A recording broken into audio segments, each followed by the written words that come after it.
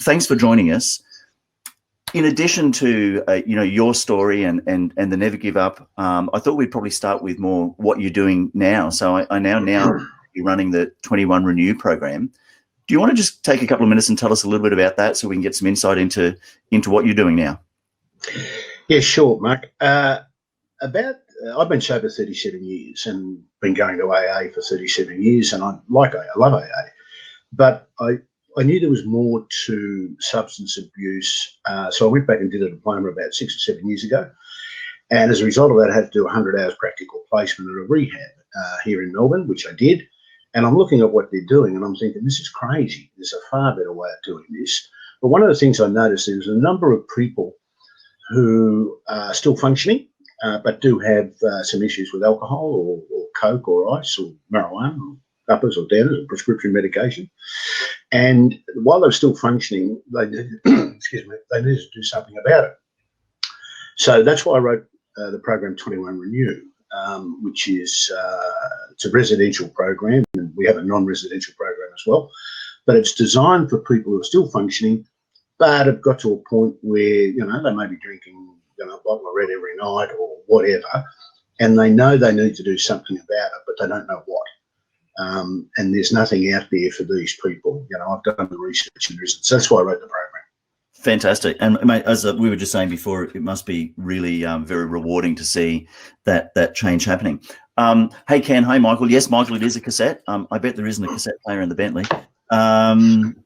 But I did actually find an old cassette player the other day. So I actually have listened to this again just recently, only about 3 days ago.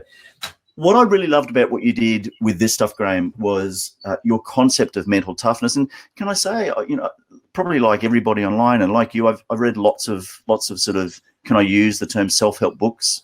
Don't like the term, but I've read lots of those books over the years.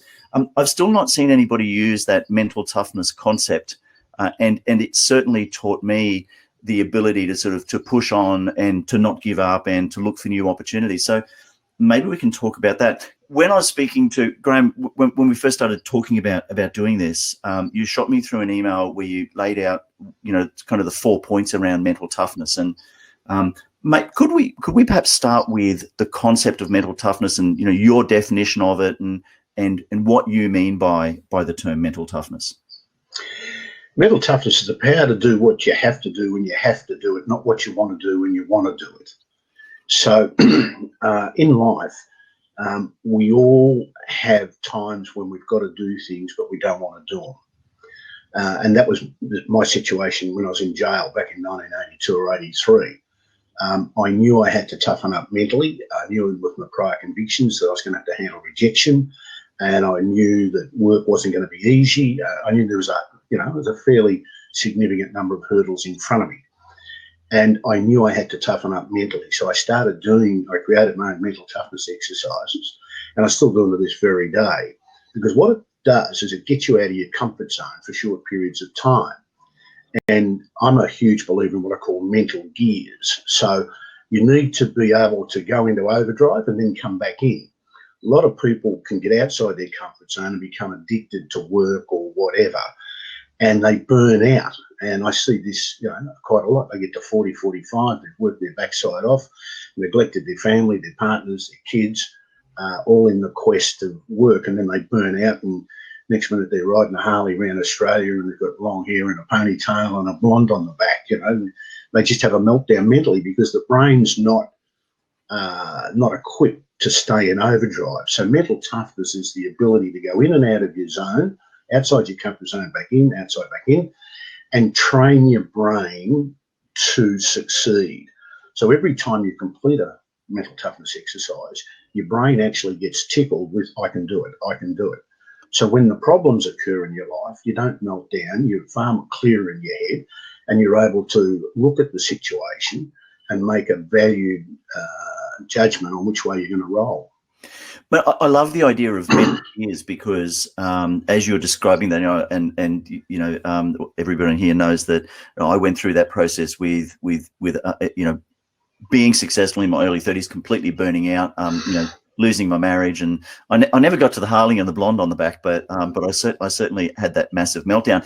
But in some ways, I guess it's the concept of mental gears is great because what we do is usually just one extreme or the other. So, when we're in those sort of stressful situations, and you would have heard it, I hear it all the time, I'll just throw myself into work.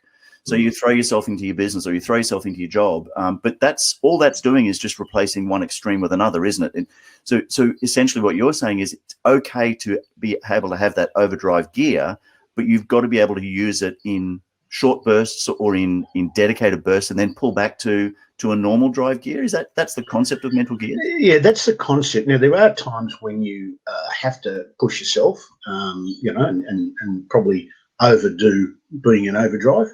But the secret's to come back in. So I'll give you a simple example. I play golf every Saturday morning when I'm in Melbourne. And that's 4 or 5 hours that I just go out, I hit the ball, we have a lot of fun, a lot of laughs, go back into the club. And so I practice time out, and that's just as important to me as being fired up and lucid and ready to go. So your brain gets a rest. How do you make sure that you find time for that neutral gear? So obviously you play golf every Saturday. Yeah, I for years I did it planning, but I don't have to now. I can do it automatically. So I might come home, like today I've got to go to Bendigo, I've got to see a client. I'll come back.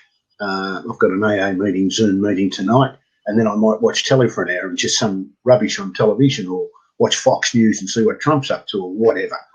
So it's a matter of having times each day where you're in neutral and you're not taxing your brain or anything. You're just chilling out. So, Graham, if we go into overdrive, is the ideal situation to go from overdrive back to drive, or overdrive to neutral, or to mix it up? Is there an ideal arrangement if we're talking about that sort of sequence of gears?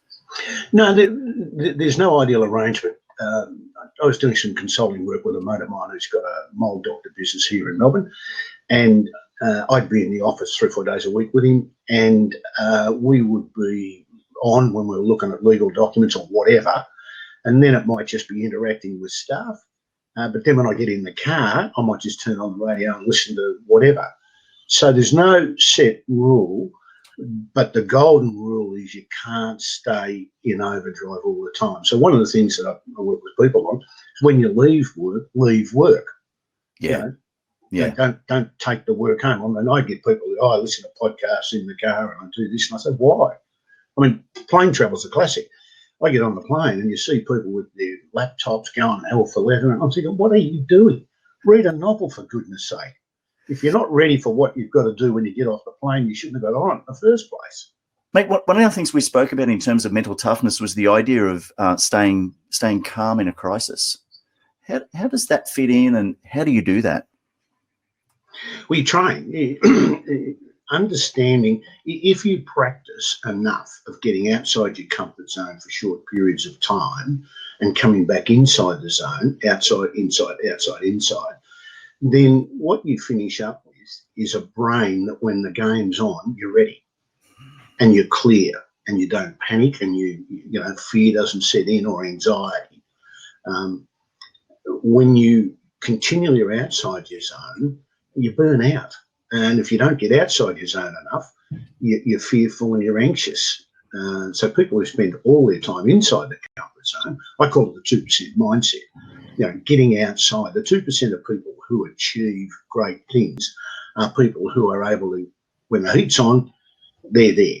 But They're thinking more clearly. I mean, we've all sat in business meetings where something serious is being discussed, and you can actually feel the anxiety and fear in some of the participants because they're not able to absorb the information with a clear head and then discuss it in a clear manner. If we don't do this, this is going to happen. And panic and fear sets in. And that comes because they're not used to dealing. Their brain's not used to it. You've got to train your brain. I mean, it's not I guess some people are born with it, I wasn't. But the more you train with your mental toughness exercises, the more clear and lucid you are under pressure. Yeah. Couple of questions that we'll get to in a second. One of the things that we always say to clients is getting back to that sort of neutral and stepping outside the zone. You can see how they're linked now, because if you get in the habit of getting in and out of the zone, that's how you end up having that calmness in a crisis. But it's that when you're on, you're on. When you're off, you're off. just make sure that's the case. So, when I go on holidays, I switch off. I might still do some work, but I'll do it in dedicated time slots. I'm not just always checking emails, always checking phone calls. Or Greg's asked a good question, mate. He said, how do you deal with the guilt that's sometimes associated with choosing neutral? Good question.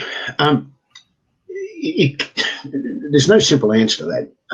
The first thing you have to do, in my opinion, is to understand who you are and how you want to perceive yourself and how you want to roll. So when you read my book, Never Give Up, in the back half of the book is the principle. So one of the things that I found when I was in jail in 1982, and I'm a barrister and everything's gone, is I really didn't know who I was. So I sat down and redesigned my life, and I actually read 30 or 40 biographies of successful people, and I started to notice that they had similar traits.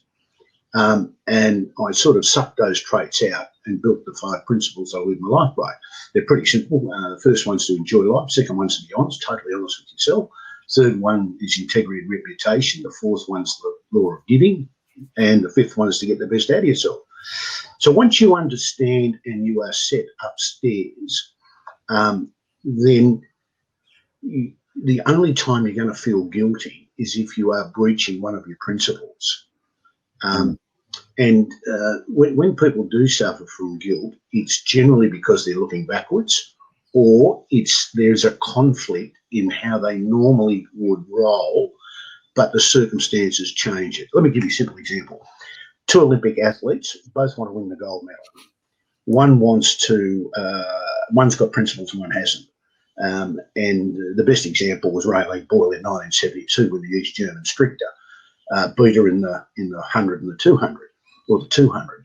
And I've spoken to Raelene about this, and she said, look, I knew she was taking drugs, but I wouldn't take them. So I'm absolutely happy that I did my best and I got the silver medal. And Stricter eventually got pinged for drugs. So Raelene had a very clear set of values, or what I call an operating system. And so she didn't feel any guilt or remorse or shame or whatever. If you're feeling guilty, you're generally looking backwards, or you've got a conflict in your operating system. So you see in business, you see people do things, especially financially, that causes great conflict. They know they shouldn't be doing it, but if they don't do it, they might lose their job or whatever. Yep. That then creates guilt, and the best alleviation of guilt that I've seen is alcohol. You go home and have a couple of drinks to relieve the thing. Goes away for that night, but next morning it's back again. 99.9% of people never sit down and actually work out how they want to be perceived and how they want to roll going forward in an organised fashion. We just grow up with parents, school, business, and we sort of acquire knowledge as we go, but we don't actually ever sit down and look at exactly who I am, how I want to be seen. And one of the best exercises you can do is imagine you died tomorrow and you're at your own wake. What would you want them to say about you as against what they would say about you? And that difference is the journey. Yeah, that eulogy experience, I've done it, and I've worked with people doing it. It's quite confronting, I think. And it should be challenging. Should be challenging, not confronting. Well, quite challenging. Yeah, quite challenging. I think that's Graham, that just answered that question. Yeah, it is quite challenging. The 2 other things we spoke about, the idea of using mental toughness to be able to stay the course and not give up. So, we've said that it's okay to go into overdrive and come back to drive and to spend some time in neutral, and all of that will train your brain and run these exercises. How do we use that to stay the course? And mate, how do we stay the course and not give up sometimes? It's pure training. It's mental training. Let me give you some simple examples. In 1997, I launched the first World Masters of Business, and it was Christmas, and I booked the venue.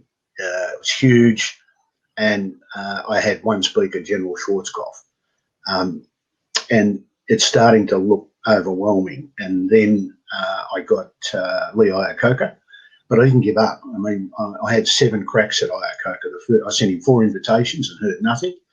Then I sent him another invitation, and he said, send me back a detailed itinerary, which I did. And then he said, look, tow Australia to Hawaii, and I'll come down to Hawaii.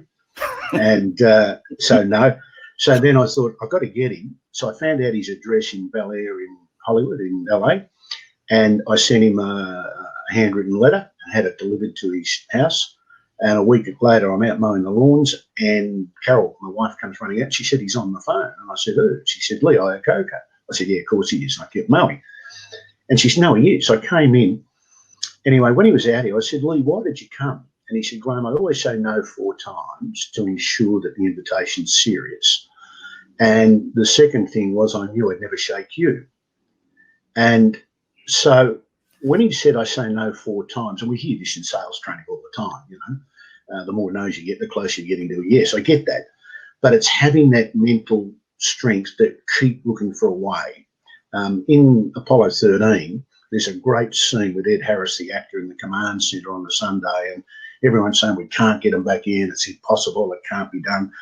And I was watching this at Northland, a movie theatre in Melbourne, and he said, everyone stop, look at me. Today, failure is not an option. And I sat bolt upright, grabbed a pen out of Carol's bag, wrote it on my hand, came down. As I'm talking to you now, behind the computer, I've got the saying, failure is not an option. When you take failure off the table, you have to keep looking, and there's always a solution. The people who give up will never know if they had gone one more phone call, one more knock on the door. They'll never know because they gave up. Yeah, that's just one proviso to that. Sometimes if you do something and it's not working, don't let your ego and pride keep you going on that. Stop it straight away. Understand it didn't work. Learn from it and move on. You never know. Wouldn't it be a terrible shame if you just didn't take that one last step? If you didn't just take make that one extra call, or imagine if you hadn't if you'd given up on that 3rd no, or even on the 4th no, and not just taking that one extra step. So, mate, that's all training as well, isn't it? That's just getting into creating those habits so that you don't give up. Absolutely. But it's a nice reminder to not let the ego get in the way of those decisions as well. Well, the worst thing you can do is start something and then through pride and ego, even you know it's not going to work, you keep going. Yeah. Because your pride won't let you stop. There's nothing wrong with starting something. A great mate of mine, Stu Leonard, runs the famous Stu Leonard stores in America on the East Coast.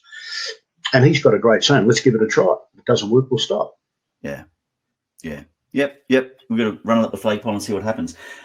Mate, the last thing that you mentioned was the concept of using mental toughness to build confidence and self-esteem. And you can sort of see how these are all inextricably linked. Let's talk about building confidence and self-esteem, because I imagine that your answer is going to be that's mental training as well. That's training your brain as well. Yeah, but it overlays. You've got to work out who you are and what you want to stand for and how you want to be seen. Once you do that, and just by the way, those 5 principles aren't mine. I extracted them out of the biographies I read and just put them together and use that as my operating system. But once you understand who you are and how you want to be seen, then you overlay that with your mental toughness exercises and tasking and other stuff. I mean, a very simple exercise to get cracking on, and not a lot of people do this, is every night write down half a dozen or 8 things personally you've got to do tomorrow and half a dozen in business, and tick them off the following night. Now, every night you tick them off, you've trained your brain to achieve. Once your brain is wired to achieving, then your confidence goes up, your self-esteem goes up, your calmness goes up under pressure to a point where you look at things differently, and you don't give up. Yeah. So if you practice the mental toughness exercises and you work in the concept of mental, using mental gears and moving from neutral to drive to overdrive and back and forth, keeps you calm in a crisis. I can see how it helps you to stay the course, but that in itself actually just builds, by staying the course and not giving up, actually builds the self-confidence and self-esteem at the same time, doesn't it? Yes. Mate, can we just recap on your 5 principles again? Because I'm sure that I'm going to get asked that one more time. Okay. The first one's enjoy life. And that requires you to adopt a positive attitude and use positive language. Now, it might sound a bit American, but using positive language. So, first of all, change your greetings. Like 95% of people, "G'day, Mark, how are you?" "Not bad." Well, what the hell does not bad mean? I mean, or you hear "not bad for a Monday." I've done some research on that, and my research clearly reveals there's one Monday every 7 days, which means when you get to 70 years of age, you're going to have 10 years of Mondays. So do you just want to throw 10 years of your life out? So if I'm in a business meeting and people say to me, "Hi, Graham, how are you?" "I'm fantastic, thanks. I'm having a great day." Or, if I'm talking to someone I know, I've got some, "I'm electric, thanks," or, "I'm top and moving higher," or, "I've got a whole bunch of going like a 6-cylinder car with only 4 under the bonnet." But, and some simple things like I back my car in every night. So when I get up in the morning, I'm driving out going forward. And people say, "It's a bit corny." Well, it's not. And there's a really good prayer in AA, Alcoholics Anonymous, which goes, it's set at the end of the meeting. Forget the religious side of it if you're not religious. "God grant me the serenity to accept the things I cannot change, courage to change the things I can, and the wisdom to know the difference." Now, I have applied that in my life thousands of times. Yeah. What can I do now? What can I fix? Can't I fix it? Get on with it. Yeah. And looking forward. So in the book you would have read, there's a thing called the mental filing cabinet. Yep. So people often say to me, "Graham, do you wish you were still a barrister?" "No." "Do you wish you hadn't gone to jail?" "No." "Why not?" "Well, obviously, if I had my time over, I'd do things differently. I get that. But if I allow myself the luxury of going backwards and looking at things I could have done, should have stayed, shouldn't have sold that house, whatever, then you can't do anything about it. No. So why get into that position? So training your brain to look forward, and that's what all the mental toughness exercises and the task and all that.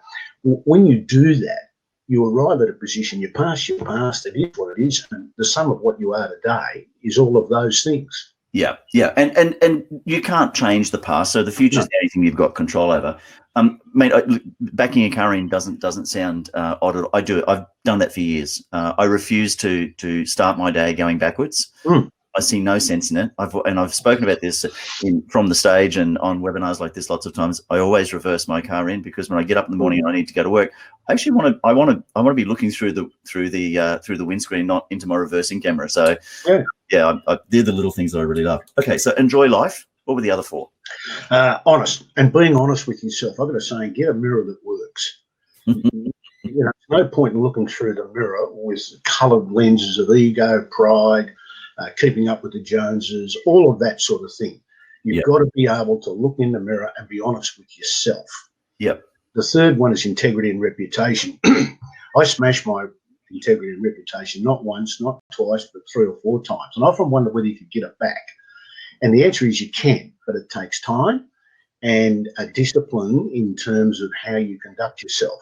And people say, "Give me an example." I'll say, well, when I got out, I went into a relationship with Carol and we got married, and she had 2 daughters, and their father was killed in a bad trucking accident in the early 80s.